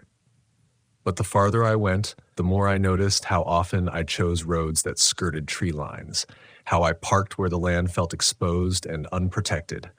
I wasn't avoiding the woods. I was avoiding myself inside them. The truth surfaced slowly, the way pain does when you stop numbing it. I'd always believed I was on the road because I liked solitude. The journal, what little of it remained in my memory, suggested something else. I didn't just enjoy being alone. I needed to be unobserved. Names are anchors. They tell the world where to hold you. Somewhere along the way, I'd learned that too well, and I'd mistaken erasure for freedom. That realization came to a head in New Mexico, of all places, in a dry, open campground that smelled of dust and sun-warmed rock. No rivers, no dense canopy, just wind and stars and the long, honest quiet of a place that didn't hide things well. I'd chosen it deliberately. I parked the Volkswagen facing east, the way I always did now, so I could leave without turning around. The sky burned itself out into deep blue, then black. Stars punched through, sharp and innumerable. The temperature dropped fast, the desert honest about its mood swings. I sat outside the van for the first time in months, folding chair, digging into gravel, hands wrapped around a mug I didn't need for warmth. The quiet here was different. It didn't crowd. It didn't whisper. It waited. That's when I felt it. That subtle shift, the one I'd come to recognize not as threat, but as attention.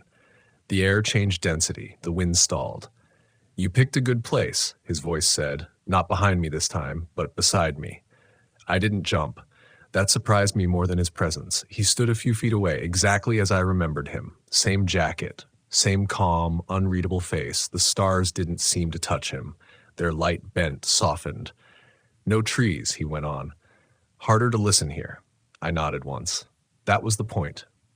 He studied me, eyes moving with a precision that made it clear he wasn't just looking at my face. He was measuring what remained. "You remembered this time," he said. "Yes." "That makes it dangerous." "For who?" I asked. A pause, then the faintest smile. "For both of us." I stood, joints stiff, heart steady. Fear was there, but it had changed. It no longer demanded escape. It demanded honesty. "You told me before that you were warning me," I said, "that I stayed too long." "You do," he agreed. "Why?" He glanced toward the open land, the horizon barely visible in starlight, "because some people don't just pass through places. They imprint. You listen too closely. You start hearing patterns others miss. That makes you useful, and it makes you vulnerable. I swallowed. So what are you? He considered that. Truly considered it. A boundary, he said finally. A consequence.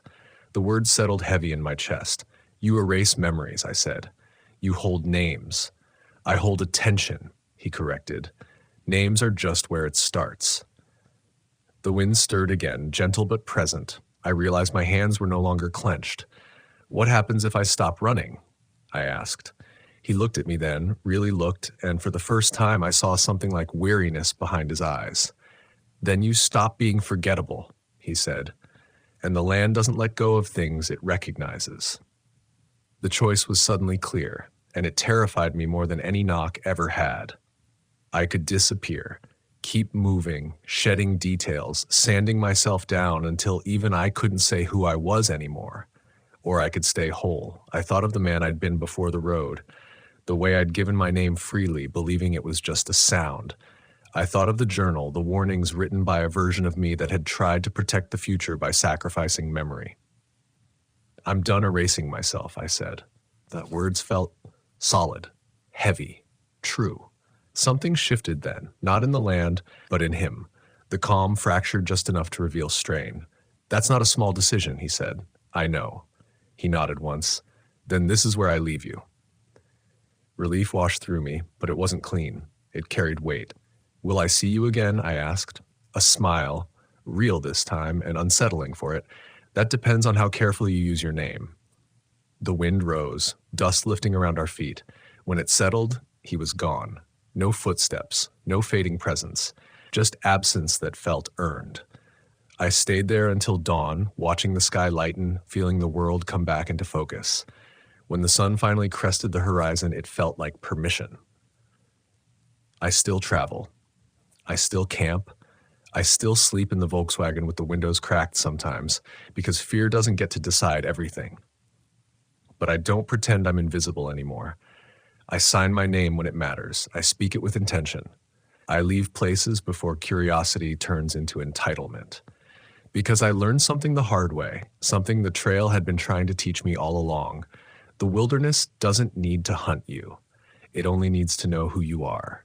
And once it does, it never forgets. The sound that woke me wasn't loud. It was careful, like something that didn't want to be noticed, but didn't care if it was. I opened my eyes to darkness, thick enough to feel pressed against my face. The kind of black you only get in the woods when the moon hides and the trees decide not to let light through. For a moment, I didn't know where I was, that brief floating confusion before memory snaps back. Then it came to me all at once. The park, the shelter, the long drive, the old Volkswagen camper parked just beyond the tree line, and the Appalachian air that smelled like damp leaves and iron-heavy soil. And above me, slow, deliberate pressure moving across wood. Not scurrying, not running, pacing. I didn't move. I didn't even breathe right away. I counted seconds in my head, a habit I picked up after my divorce when silence felt dangerous and I needed structure just to sleep. 1, 2, 3, another step. The shelter creaked in response, old beams flexing under weight that shouldn't have been there. My name is Marcus Hale. I was 36 that summer, Infra. I grew up in Western Maryland, not far from here, close enough that these woods always felt familiar, almost friendly. I'd camped Pine Grove Furnace more times than I could count. Family trips as a kid, solo resets in my 20s. This place had always been a kind of anchor for me, especially after life started shedding pieces I couldn't glue back together.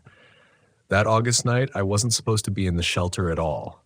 I'd driven up in my '89 Volkswagen Westphalia, sun faded red, engine loud enough to announce itself half a mile away. That van was my escape hatch. When things got heavy, I'd load it up and disappear for a weekend. No itinerary, no signal, just road, trees, and the promise that nobody expected anything from me. But a storm had rolled in earlier than forecasted. Hard rain, sudden wind, the kind that makes you reconsider every decision that led you into the forest with an aging vehicle and too much confidence. A ranger I passed near the trailhead mentioned the shelter, said it was open, said it was sturdier than it looked. Better than sitting in a tin can during a lightning storm, he'd joked. So I locked up the van, grabbed my pack, and walked the short trail to the shelter as dusk collapsed into night. Now, lying on my back with a thin sleeping pad beneath me, I regretted listening. Another step crossed the roof. The shelter wasn't big. 3 walls, open front, heavy wooden roof angled just enough to shed rain. The beams above me were thick, old-growth timber, darkened by decades of smoke, moisture, and time. I knew every sound a shelter like this was supposed to make. Wind rattling leaves, squirrels skittering, rain drumming. This wasn't any of that. This had rhythm. I turned my head slightly and saw the faint outline of Evan, another hiker, asleep, or pretending to be on the other side of the shelter.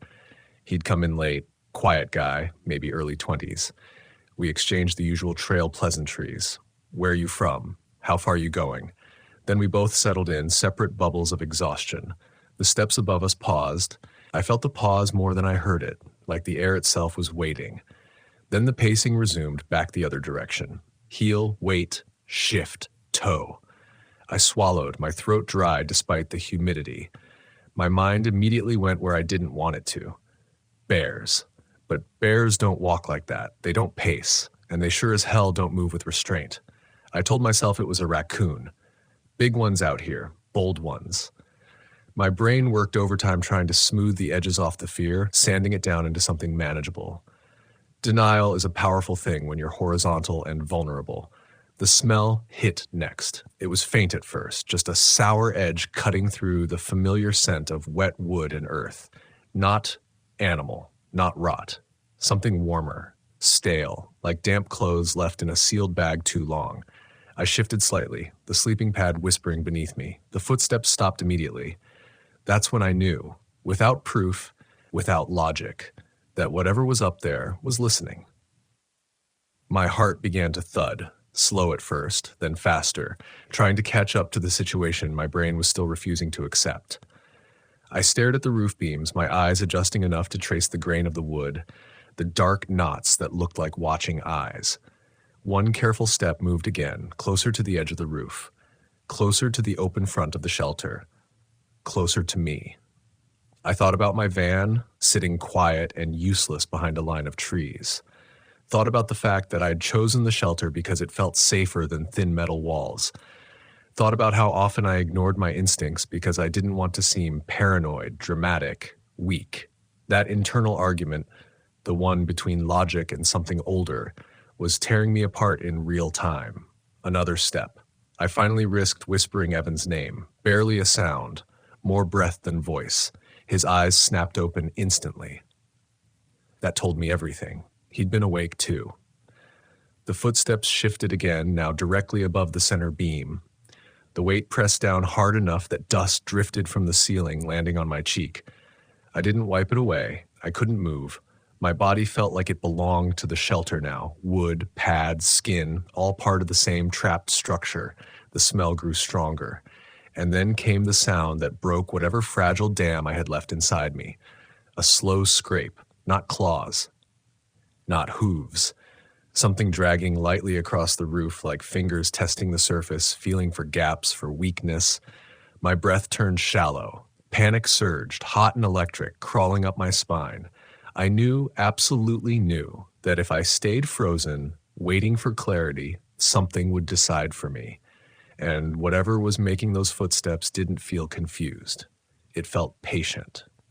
The scrape stopped, but the silence that followed was worse. Thick, intentional, like a held breath pressed against the roofline. I felt Evan's eyes on me without turning my head. In that moment, we weren't strangers anymore. We were two people sharing the same unspoken thought. If it wanted in, it would already be inside. The fact that it wasn't felt deliberate, like it was deciding something. A low creak rolled across the roof as the weight shifted again, slower now, more controlled. The footsteps resumed, but not pacing anymore. They traced a line, step by step, along the beam directly above the open edge of the shelter. Every footfall landed with care, testing balance, measuring distance. I became acutely aware of temperature. The air had cooled sharply after the storm, and sweat clung to my back, chilling me through my shirt. My hands felt numb, not from cold, but from the way fear drains blood from everything that doesn't help you run. The smell deepened, human adjacent, sour and breathy, as if whatever was up there had been exerting itself slowly for a long time. I thought about calling out, saying, hey, making it known we weren't asleep, we weren't prey, but the idea died before it reached my throat. Something about the restraint above us told me sound would only invite response, and I didn't want to hear what kind. A soft tap landed near the edge of the roof, not heavy, not accidental, a single deliberate contact. My stomach dropped. Another tap followed, closer to the front beam, right where the roof angled down. Then another. Each one spaced just far enough apart to feel intentional, like a pattern meant to be noticed. Evan finally moved. Slowly, carefully. He reached into his pack, the zipper barely whispering as he slid it open. The sound felt impossibly loud in the stillness. I watched his hand emerge with a headlamp, fingers trembling just enough to catch the faint glow of fear. He didn't turn it on. Instead, he held it, waiting. The tap stopped. The footsteps shifted again, retreating toward the center of the roof. Then, something new. A sound I hadn't heard yet, one that crawled straight into my chest and squeezed. Breathing. Not animal. Not snuffling or panting. Slow, nasal breathing, drawn out and controlled like someone regulating themselves, like someone calming down. It was directly above us now. My mind scrambled for explanations. Sleepwalker, drunk camper, someone lost. But each possibility collapsed under the weight of what I was hearing. No one accidentally ends up on a shelter roof at 1:12 a.m. No one moves like this without intent.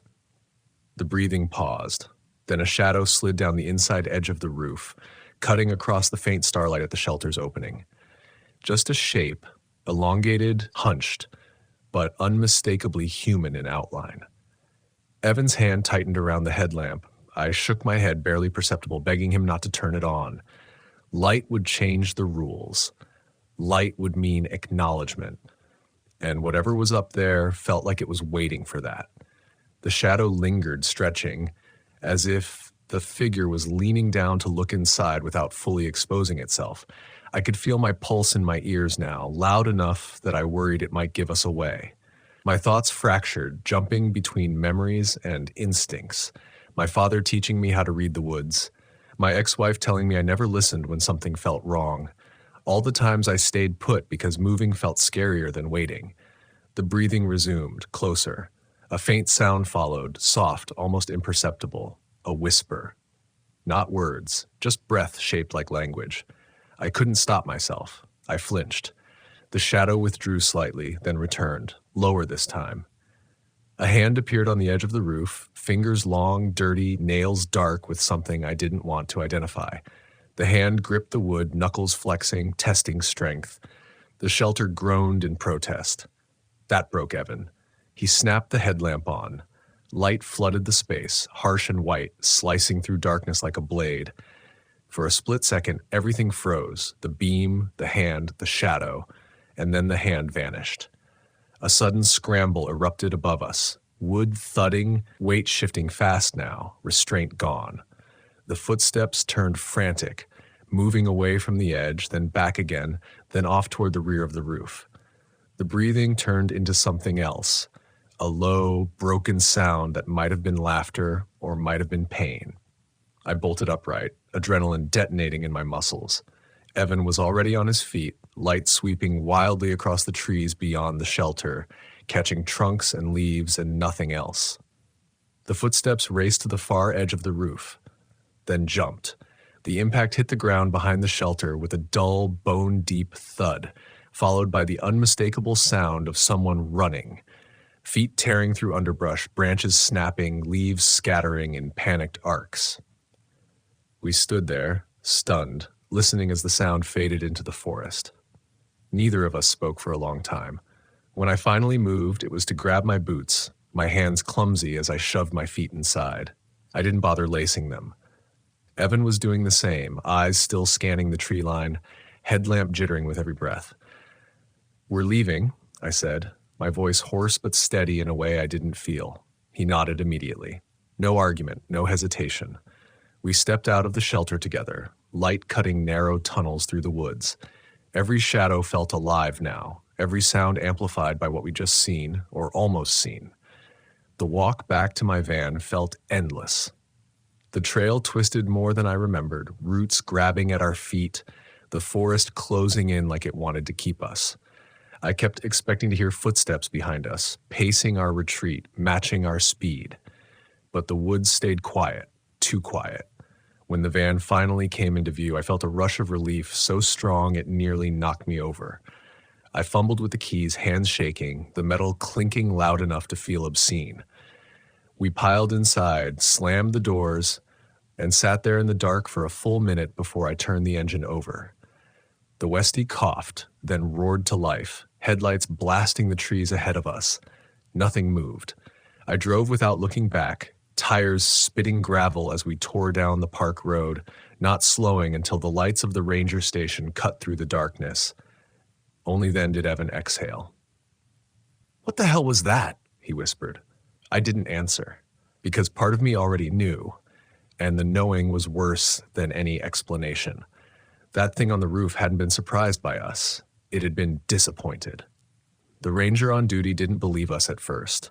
I could see it in the way his eyes flicked between Evan and me, the way his jaw set when I described the footsteps, the hand, the breathing. He leaned back in his chair, arms crossed, posture already defensive, already reaching for explanations that wouldn't require him to accept anything that didn't fit neatly into policy. "Probably a black bear," he said, voice calm, practiced. "They can climb. They make all kinds of noises." I shook my head. "That wasn't a bear." He smiled thinly, the kind of smile meant to pacify. "People hear strange things at night, especially when they're tired." Evan didn't argue. He just stared at the floor, fingers locked together so tightly his knuckles were white. I recognized that look. It was the expression of someone who knows that explaining won't make it real for anyone else, but that it's already too real for them. The ranger logged our report anyway, tapping it into the computer with deliberate slowness, like the act itself was a formality rather than concern. He said he'd check the shelter in the morning. He said we were welcome to stay parked near the station until daylight. I didn't sleep. I sat in the driver's seat of the van, engine off now, listening to the tick of cooling metal and the hum of distant insects. Every sound outside made my muscles tighten. Every shift of shadow beyond the windshield felt like movement. Around 3 a.m., the smell came back. Faint, almost imagined. That same sour, human warmth threading its way through the cracks of the van. I rolled down the window just enough to let fresh air in, heart pounding as I scanned the dark. Nothing. Morning arrived slowly, gray light leaking through the trees. Evan thanked me, shook my hand, and took off before the ranger even finished his coffee. I don't blame him. Some people leave places behind entirely when they scare them like that. I stayed, not because I was brave, because I was stubborn, and because something in me needed to understand what had almost stepped down into that shelter with us. When the ranger came back from checking the site, his tone had changed. Not dramatically, just enough. "There were footprints on the roof," he said, avoiding my eyes. "Barefoot. Adult. Came from the tree line behind the shelter. No clear tracks leaving ground was too torn up." My stomach clenched. He cleared his throat. "We get transients sometimes, people living off-grid in the forest. Not dangerous, usually." "Usually." I nodded, thanked him, and drove out of the park an hour later. But Pine Grove Furnace didn't let me go the way other places did.